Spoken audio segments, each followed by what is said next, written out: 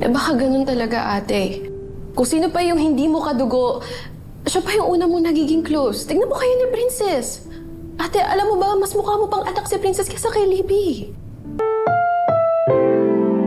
Ang programang ito ay rated SPG. Striktong patnubay at gabay ng magulang ang kailangan. Maaaring may masiselang tema, lengguwahe, karahasan, sexual, horror o droga na hindi angkop sa mga bata. Tumitindi na po at kapakapanabik na ang mga eksena maging ang kaganapan na ating pagkatutukan at ating rin namang pagkasubaybayan dito lang sa ating pinagkasubaybayan at pinagkakaabangan tuwing hapon na prinsesa ng City Jail.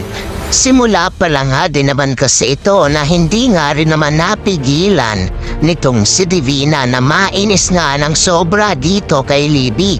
Dahil ito nga rin naman kasing si Libby ay tila nawawala na nga rin naman ng tamang pag-iisip sa nangyari nga rin naman na mas pinili nga nitong si Xavier, itong si Princess. At naging daan nga rin naman ito para lalo nga rin namang madrain ang isipan nitong si Libby. At humanto nga rin naman sa punto na kung ano-ano na nga lang din naman ang pinagagawa nitong si Libby dahil nga rin sa stress na ito at anxiety na nga rin naman kasi na pinagdadaanan na nitong si Libby. Ngunit dito ay hindi nga rin naman nagustuhan nga nitong si Divina ang naging asal na nga nitong si Libby sa kanya. Kaya ay nabigla nga rin naman itong si Libby nang masampal nga siya nitong si Divina. At sasabihin nga nitong si Divina dito kay Libby na, "Pinahamak mo ako, Libby.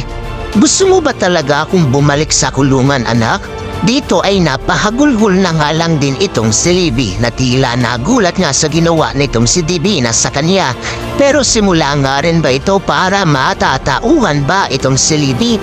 O lalo nga rin naman kasing titindi ang tila bumabagabag nga sa kanyang isipan na dito nga rin ba ay matutuloy pa ba nitong si Divina ang kanyang mga plano at balak nga rin naman na sirain hindi lang itong si Charlene, maging itong si Princess na ating pagkatutukan at pagkakabangan.